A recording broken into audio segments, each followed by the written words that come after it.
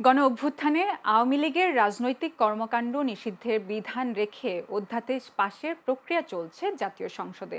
সন্ত্রাস বিরোধী আইনের সংশোধনী অধ্যাদেশের মাধ্যমে এই নিষেধাজ্ঞা যুক্ত করা হয়েছে। ইতিমধ্যে সংসদীয় বিশেষ কমিটি অধ্যাদেশটি সংশোধন সহ আইনের রূপ দেওয়ার সুপারিশ করেছে। জানা গেছে, মোট ১৩৩টি অধ্যাদেশ পর্যালোচনা শেষে কমিটি তাদের চূড়ান্ত প্রতিবেদনে সিদ্ধান্ত জানায়। এর মধ্যে ৯৮টি অধ্যাদেশ অপরিবর্তিত রেখে এবং ১৫টি সংশোধন করে বিল আকারে উত্থাপনের প্রস্তাব দেওয়া হয়েছে। এই সংশোধনের মাধ্যমে ২০০৯ সালের সন্ত্রাস বিরোধী আইনের কয়েকটি ধারা পরিবর্তন করে আওয়ামী লীগ ও এর সহযোগী সংগঠনগুলোর কার্যক্রম নিষিদ্ধ করা হয়।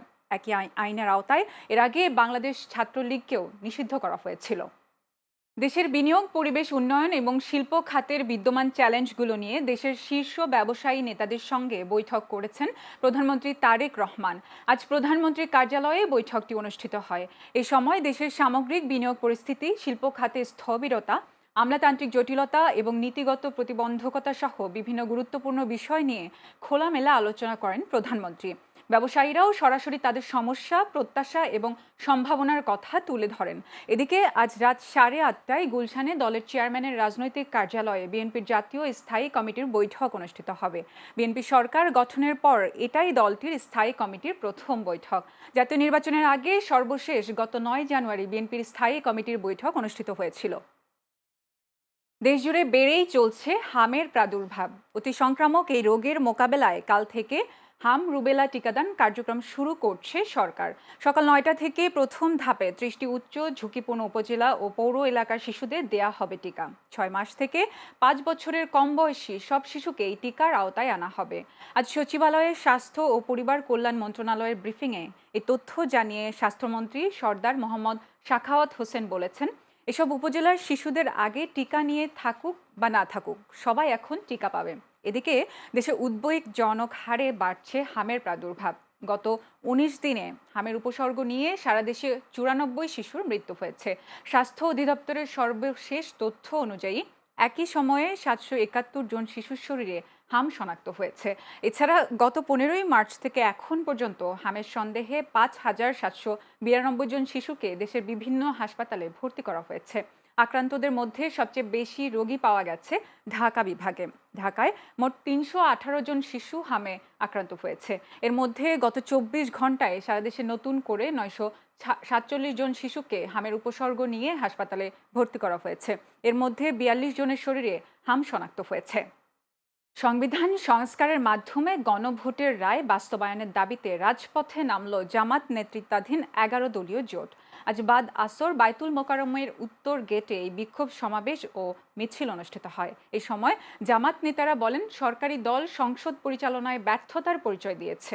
বর্তমান সরকার শেখ হাসিনার মতোই ফ্যাসিবাদী পথে হাঁটছে বলেও মন্তব্য করেন তারা।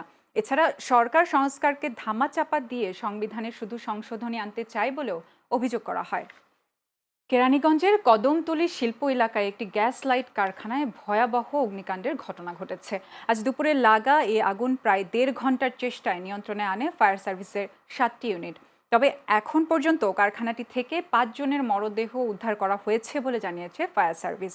প্রাথমিকভাবে জানা গেছে, কারখানায় দাহ্য পদার্থ থাকায় আগুন দ্রুত ছড়িয়ে পড়ে।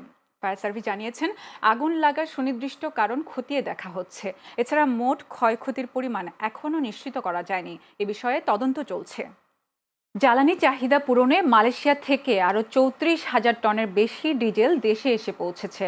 শান গ্যাং ফাজিয়ান নামের চীনের পতাকাবাহী জাহাজটি ইতিমধ্যে কুতুবদিয়া চ্যানেল হয়ে চট্টগ্রাম বন্দরে এসে পৌঁছেছে।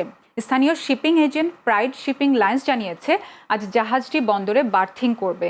এর আগে গতকাল সিঙ্গাপুর থেকে 27,300 টন ডিজেল নিয়ে ইয়ান জিংহে নামের আরেকটি জাহাজ পদ্মা অয়েলের ডলফিন জেটিতে নোঙর করে। সরকারের ধারাবাহিক জ্বালানি আমদানির ফলে দেশে জ্বালানি সরবরাহ পরিস্থিতি স্থিতিশীল রাখতে সহায়ক ভূমিকা রাখছে বলে মনে করছেন সংশ্লিষ্টরা। শহীদ রাষ্ট্রপতি জিয়াউর রহমান ও মরহুমা বেগম খালেদা জিয়ার মাজার জিয়ারত করলেন নবনিযুক্ত নরসিংদী জেলা পরিষদের প্রশাসক বীর মুক্তিযোদ্ধা আলহাজ তোফাজ্জল হোসেন মাস্টার। সকালে রাজধানীর শেরেবাংলা নগরে জিয়ার মাজারে দলীয় নেতাকর্মীদের সাথে নিয়ে দোয়া ও ফাতেহা পাঠ করেন তিনি। প্রধানমন্ত্রী তারেক রহমান তার উপর আস্থা ও বিশ্বাস রাখায় প্রধানমন্ত্রী এবং নরসিংদীবাসীর প্রতি কৃতজ্ঞতা প্রকাশ করেন তোফাজ্জল হোসেন মাস্টার। এ সময় নরসিংদী জেলা এবং শিবপুর উপজেলা বিএনপি ও অঙ্গ সহযোগী সংগঠনের নেতাকর্মীরা উপস্থিত ছিলেন। গত 4 দিন যাবৎ আমি এক পায়ে দাঁড়িয়ে এই ফুল নিতে নিতে আমি প্রায় ক্লান্ত। আজকেও 1000 লোক আসছে। আমি কালকে রাত 9টার পরে আমি মেসেজ পাইছি, এরপরে সংবাদ দেওয়ার পরে আমাদের 1000 লোক আজকে আসছে। সেই জন্য আমি নরসিংদীবাসী কৃতজ্ঞতা জানাচ্ছি। আমার নেতা তারেক রহমান যে আমাকে শেষ সময় আমার মূল্যায়ন করেছে, সেই জন্য অন্তঃস্থল থেকে আমার পক্ষ থেকে, নরসিংদীবাসীর পক্ষ থেকে আমি আন্তরিক কৃতজ্ঞতা এবং শুভেচ্ছা জানাচ্ছি। জাতীয় নাগরিক পার্টির আহ্বায়ক ও বিরোধী দলীয় চিফ হুইপ নাহিদ ইসলাম অভিযোগ করেছেন, অন্তর্বর্তী সরকারের সময় জারি করা গুরুত্বপূর্ণ অধ্যাদেশগুলো বাতিল করে সরকার স্বৈরতান্ত্রিক ব্যবস্থা কায়েমের চেষ্টা করছে। তিনি দাবি করেন, সরকার গুম ও স্বাধীন মানবাধিকার কমিশনের বিপক্ষে অবস্থান নিয়েছে এবং নিরঙ্কুশ সংখ্যাগরিষ্ঠতা পাওয়ার পর তাদের প্রকৃত চেহারা প্রকাশ পাচ্ছে। আজ দুপুরে হজরত শাহজালাল আন্তর্জাতিক বিমানবন্দরে সৌদি আরব থেকে পবিত্র ওমরা পালন শেষে দেশে ফিরে সাংবাদিকদের সঙ্গে আলাপকালে তিনি এসব কথা বলেন। এ সময় তাকে স্বাগত জানান দলের যুগ্ম আহ্বায়ক আরিফুল ইসলাম আদিব সহ কেন্দ্রীয় নেতারা। তাদের অনেক নেতাও কিন্তু গুমের শিকার হয়েছিলেন, তাদেরই বেশিরভাগ নেতা রাজনৈতিকভাবে গুমের শিকার হয়েছিল এবং এই সংসদে, মহান সংসদে এরকম অনেক নেতৃবৃন্দ রয়েছেন যারা গুম থেকে এসেছেন। ইলিয়াস আলীর ওয়াইফ এসেছেন। ফলে এই গুমের অধ্যাদেশটাকেও তারা বাতিল করে দিতে চাচ্ছে এবং এইটা কিন্তু শুধু বিএনপির উপর না, আমাদের যে নিরাপত্তা বাহিনী যাদের বিরুদ্ধে এলিগেশন ছিল, বাংলাদেশ সেনাবাহিনী সহ ডিজিএফআই সহ তাদের উপর যে এলিগেশনটা ছিল মানুষকে গুম করার, মানবাধিকার হরণ করার, এই অধ্যাদেশগুলো বাতিল যদি আইনে পরিণত না হয় তাহলে কিন্তু তাদের যে কলঙ্ক, সেই কলঙ্ক দূর হবে না। শহীদ রাষ্ট্রপতি জিয়াউর রহমান ও মরহুমা বেগম খালেদা জিয়ার মাজার জিয়ারত করলেন নবনিযুক্ত গাজীপুর জেলা পরিষদের প্রশাসক ব্যারিস্টার ইশরাক আহমেদ সিদ্দিকী। সকালে রাজধানীর শেরেবাংলা নগরে জিয়ার মাজারে দলীয় নেতাকর্মীদের সাথে নিয়ে দোয়া ও ফাতেহা পাঠ করেন তিনি। এ সময় তিনি বলেন, প্রধানমন্ত্রী তারেক রহমান যে আস্থা ও বিশ্বাসে গাজীপুর জেলা পরিষদের প্রশাসক হিসেবে তাকে নিয়োগ দিয়েছেন, তার যথাযথ প্রতিদান ভালো কাজের মাধ্যমে দেয়াটাই এখন সবচেয়ে বড় চ্যালেঞ্জ। এ সময় গাজীপুর জেলা ও মহানগর বিএনপি নেতৃবৃন্দ উপস্থিত ছিলেন। আমি চিরকৃতজ্ঞ আমার নেতা গণপ্রজাতন্ত্রী বাংলাদেশ সরকারের মাননীয় প্রধানমন্ত্রী জনাব তারেক রহমান সাহেবের কাছে, যিনি আমার প্রতি বিশ্বাস রেখেছেন, আস্থা রেখেছেন এবং ইনশাআল্লাহ আমি গাজীপুর জেলা পরিষদকে একটি সুন্দরভাবে পরিচালনা করার চেষ্টা করব সকলকে নিয়ে। রাজধানীতে পথচারীদের নির্বিঘ্ন চলাচল নিশ্চিত করতে ফুটপাত ও সড়ক দখলমুক্ত করতে উচ্ছেদ অভিযান শুরু করেছে ঢাকা মেট্রোপলিটন পুলিশ। আজ রাজধানীর উত্তরা সোনারগাঁও জনপদ সড়কে অভিযান পরিচালনা করে ট্রাফিক বিভাগ উত্তরা। ডিএমপি ট্রাফিক বিভাগের 8টি জোন একসাথে রাজধানীর বিভিন্ন এলাকায় এই অভিযান পরিচালনা করে। অভিযানে আওতায় রয়েছে সড়কের পাশে গড়ে ওঠা খাবারের রেস্টুরেন্ট, যানবাহন মেরামতের ওয়ার্কশপ, ওয়েল্ডিং ওয়ার্কশপ, পোশাক ও আসবাবপত্রের দোকান সহ বিভিন্ন ব্যবসা প্রতিষ্ঠান। অভিযানের নেতৃত্ব দেন উত্তরা বিভাগের স্পেশাল মেট্রোপলিটন ম্যাজিস্ট্রেট আসাদুজ্জামান। এ সময় উপস্থিত ছিলেন ট্রাফিক উত্তরা বিভাগের অতিরিক্ত উপ পুলিশ কমিশনার রুবেল হক ও ট্রাফিক উত্তরা পশ্চিমের সহকারী কমিশনার মাবিয়ান মিয়া। উত্তরা বিভাগে এ পর্যন্ত 2 দিন করা হয়েছে, আজকে তৃতীয় দিন। তো তৃতীয় দিনে আমরা শুরু করেছি ময়লার মোড় থেকে এদিকে কাঁচা বাজার পর্যন্ত এবং এটা আমাদের অব্যাহত থাকবে। তো এইটার অংশ হিসেবে আপনারা আমাদের সাথে ছিলেন। আমরা দেখেছি যে নোটিশ পাওয়ার পরে এই দোকানগুলো মোটামুটি 90-95% ক্ষেত্রে সেটা মেনেছে। যেসব দোকান মানে নেই তাদেরকে আমরা আপনাদেরকে সাথে নিয়ে মিডিয়ার সামনে প্রকাশ্য তাদেরকে বুঝিয়েছি যে এটা কেন অন্যায় এবং আমরা তাদেরকে অনুরোধ করেছি, তারা আমাদের সাথে কমপ্লাই করেছে, আমাদেরকে কমিটমেন্ট দিয়েছে মিডিয়ার সামনে। ব্রাহ্মণবাড়িয়ার কসবা উপজেলার সীমান্ত এলাকায় বিশেষ অভিযানে প্রায় 1,90,00,000 টাকার ভারতীয় অবৈধ পণ্য জব্দ করেছে বিজিবি। শনিবার ভোররাতে গোপন সংবাদের ভিত্তিতে কুমিল্লার ব্রাহ্মণপাড়া ও আদর্শ সদর উপজেলা এবং কসবা উপজেলার সীমান্ত এলাকায় পৃথক অভিযান চালায় বিজিবি 7। অভিযানে একটি পিকআপ সহ বিপুল পরিমাণ ভারতীয় পণ্য জব্দ করা হয়। জব্দকৃত পণ্যের মধ্যে রয়েছে জিরা, মেহেদি, বিভিন্ন ধরনের কসমেটিক্স সামগ্রী, শাড়ি, বাসমতি চাল ও বাজি সহ বিভিন্ন প্রকার ওষুধ। বিজিবি জানায়, জব্দকৃত পণ্যের আনুমানিক মূল্য 1,90,66,070 টাকা। সুলতানপুর বিজিবি জানায়, সীমান্তে নিরাপত্তা রক্ষা ও চোরাচালান প্রতিরোধে তাদের অভিযান ও গোয়েন্দা তৎপরতা ভবিষ্যতেও অব্যাহত থাকবে। ঢাকার ধামরাইয়ে পৃথক অভিযানে 200 গ্রাম হেরোইন ও 30 পিস ইয়াবা সহ 4 জন মাদক কারবারিকে আটক করেছে ডিবি পুলিশ। শুক্রবার রাতে ধামরাই থানার ভারপ্রাপ্ত কর্মকর্তা মোহাম্মদ সাইদুল ইসলামের নেতৃত্বে ধামরাইয়ের জগৎনগর এলাকা থেকে কবির হোসেন ও আলামিন নামে 2 জনকে হেরোইন সহ আটক করা হয়। একই রাতে আশুলিয়ার জামগড়া এলাকায় অভিযান চালিয়ে আরও 2 জন মাদক কারবারিকে 30 পিস ইয়াবা সহ আটক করা হয়। আটককৃতদের বিরুদ্ধে একাধিক মাদক মামলা রয়েছে। তাদের বিরুদ্ধে সংশ্লিষ্ট থানায় মাদকদ্রব্য নিয়ন্ত্রণ আইনে মামলা দায়ের করে আদালতে পাঠানো হয়েছে। মৌলভীবাজারের জুড়িতে উপজেলা স্বাস্থ্য কমপ্লেক্সের প্যাথোলজি ল্যাবের উদ্বোধন করা হয়েছে। শনিবার দুপুরে উপজেলা স্বাস্থ্য কমপ্লেক্সে প্যাথোলজি ল্যাবের উদ্বোধন করেন মৌলভীবাজার 1 আসনের সংসদ সদস্য নাসিরউদ্দিন আহমেদ মিঠু। এ সময় উপস্থিত ছিলেন জুড়ি উপজেলা পরিবার ও পরিকল্পনা কর্মকর্তা ডাক্তার সমরজিৎ সিংহ, জুড়ি উপজেলা বিএনপির সভাপতি মাসুম রেজা, সাধারণ সম্পাদক মতিউর রহমান চুনু ও সাবেক যুগ্ম সাধারণ সম্পাদক নাজমুল ইসলাম সহ অন্যান্যরা।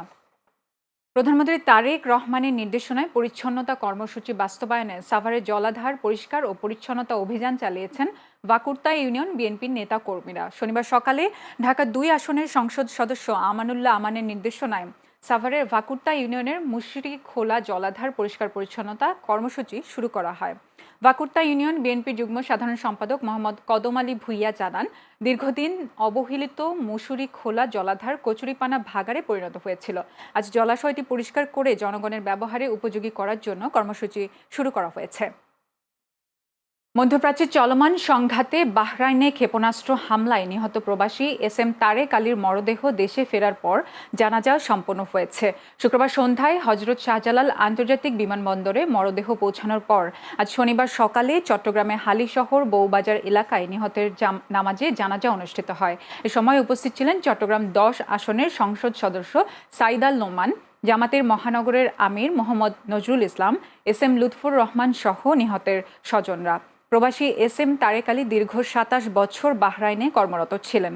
গত 2রা মার্চ বাহরাইনের সালমান শিল্প এলাকায় ক্ষেপণাস্ত্র হামলায় তিনি নিহত হন। এর আগে বাহরাইন থেকে প্রয়োজনীয় প্রক্রিয়া শেষে নিহত প্রবাসী তারেকের মরদেহ সৌদি আরবের দাম্মাম হয়ে বাংলাদেশে পাঠানো হয়। নওগাঁর বদলগাছিতে 2025-26 অর্থ বছরের খরিফ মৌসুমে পাট, মুগ, তিল ও উফশি আউশ ধান উৎপাদন বৃদ্ধির লক্ষ্যে ক্ষুদ্র ও প্রান্তিক কৃষকদের মাঝে বিনামূল্যে বীজ ও রাসায়নিক সার বিতরণ করা হয়েছে। উপজেলা কৃষি সম্প্রসারণ অধিদপ্তরের আয়োজনে শনিবার সকালে উপজেলা পরিষদ অডিটোরিয়ামে আলোচনা সভা ও বিতরণ কার্যক্রমের উদ্বোধন করেন নওগাঁ 3 আসনের সংসদ সদস্য ফজলে হুদা বাবুল।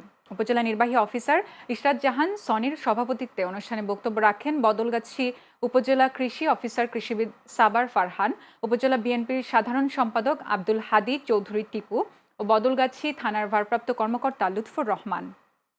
ভোলায় হামের লক্ষণ নিয়ে 17 শিশু হাসপাতালে ভর্তি হওয়ায় অভিভাবকদের মধ্যে আতঙ্ক ছড়িয়েছে। গত কয়েকদিনে জ্বর, শরীরে ফুসকুড়ি ও কাশি নিয়ে এসব শিশুকে হাসপাতালে আনা হয়। এরই মধ্যে 25 জন শিশুর ব্লাড পরীক্ষা করে 4 জন শিশুর হাম পজিটিভ পাওয়া গেছে। চিকিৎসকরা জানান, প্রাথমিকভাবে হামের উপসর্গ পাওয়ায় তাদের পর্যবেক্ষণে রাখা হয়েছে। আক্রান্তদের বেশিরভাগই টিকা না নেয়া বা আংশিক টিকাপ্রাপ্ত বলে জানা গেছে। হাসপাতালে শিশুদের জন্য আলাদা ওয়ার্ডে চিকিৎসা দেওয়া হচ্ছে এবং সংক্রমণ ঠেকাতে সতর্কতা বাড়ানো হয়েছে। এদিকে শিশুদের হামের উপসর্গ দেখা দিলে দ্রুত হাসপাতালে নেওয়ার পরামর্শ দিয়েছেন ভোলার civil surgeon doctor Mohammad Monirul Islam. ঠাকুরগাঁওয়ে জমি দখলের অভিযোগ তুলে সংবাদ সম্মেলন করেছে স্থানীয় আদিবাসী সম্প্রদায়। শনিবার দুপুরে পৌর শহরের গোবিন্দনগর এলাকায় সংবাদ সম্মেলন অনুষ্ঠিত হয়। এতে ভুক্তভোগী আদিবাসী পরিবারের সদস্যরা উপস্থিত থেকে লিখিত বক্তব্য পাঠ করেন। লিখিত বক্তব্যে তারা জানান, দীর্ঘদিন ধরে তাদের পরিবার বৈধভাবে জমিটি ভোগ দখল করে আসছে। প্রায় 27 থেকে 28 বছর আগে সেখানে একটি কালী মন্দির নির্মাণ করা হয় এবং নিয়মিত পূজা অর্চনা পরিচালিত হয়ে আসছে। পরবর্তীতে শঙ্কর মল্লিককে মন্দিরের পুরোহিত হিসেবে দায়িত্ব দেওয়া হয়। দায়িত্ব পাওয়ার পর তিনি কিছু ব্যক্তির সঙ্গে যোগ সাজস করে বিভিন্ন অবৈধ কৌশলে মন্দিরের জমি দখলের চেষ্টা করছেন। ঢাকা নবাবগঞ্জে উপজেলার স্বাস্থ্য কমপ্লেক্স পরিদর্শন করেছেন ঢাকা 1 আসনের সংসদ সদস্য খন্দকার আবু আশফাক। শনিবার সকালে উপজেলা স্বাস্থ্য কমপ্লেক্সে গিয়ে রোগীদের খোঁজ খবর নেন তিনি। এ সময় হাসপাতালের প্রতিটি কক্ষ ঘুরে দেখে অবকাঠামো উন্নয়নের প্রতিশ্রুতি দেন। পরে সাংবাদিকদের সাথে কথা বলেন খন্দকার আবু আশফাক। এ সময় তিনি বলেন, জনগণের স্বার্থের বাইরে কোনো কাজ করলে কাউকে ছাড় দেওয়া হবে না বলে হুঁশিয়ারি দেন। এছাড়া সঠিক সময়ে চিকিৎসকরা হাসপাতালে উপস্থিত না থাকলে তাদের বিরুদ্ধে ব্যবস্থা নেওয়ার কথাও জানান তিনি। এর আগে নবাবগঞ্জের 0 পয়েন্টে পরিচ্ছন্নতা কার্যক্রমের উদ্বোধন করেন খন্দকার আবু আশফাক। ঠাকুরগাঁয়ের পীরগঞ্জে একই নামে বিশেষ জ্বালানি কার্ড নেয় 28 জনের কার্ড বাতিল করেছে উপজেলা প্রশাসন। শনিবার দুপুরে উপজেলা নির্বাহী অফিসার গোলাম রব্বানী সর্দার এসব অবৈধ কার্ড বাতিল করেন। এ সময় উপজেলা সহকারী কমিশনার ভূমি NM ইশফাকুল কবির, পীরগঞ্জ প্রেস ক্লাবের সভাপতি জয়নাল আবেদিন বাবুল, সম্পাদক নসরতে রানা ও সাংবাদিক বিষ্ণুপদ রায় সহ অন্যান্যরা উপস্থিত ছিলেন। নেত্রকোনার পৌর শহরের বিভিন্ন এলাকায় সাপ্তাহিক পরিষ্কার পরিচ্ছন্নতা অভিযান কর্মসূচি পালিত হয়েছে। শনিবার দুপুরে নেত্রকোনা জেলা বিএনপির সভাপতি ডাক্তার আনোয়ারুল হক বিভিন্ন সামাজিক সংগঠন ও শ্রেণী পেশার মানুষকে সঙ্গে নিয়ে খাল পরিষ্কার কার্যক্রমের উদ্বোধন করেন। এ সময় উপস্থিত ছিলেন জেলা পরিষদের চেয়ারম্যান অ্যাডভোকেট নুরুজ্জামান নুরু, পৌর প্রশাসক আরিফুল ইসলাম সর্দার, পৌর বিএনপির সাধারণ সম্পাদক তাজউদ্দিন ফারাজ সেন্টু সহ বিভিন্ন সামাজিক সংগঠনের নেতাকর্মীরা।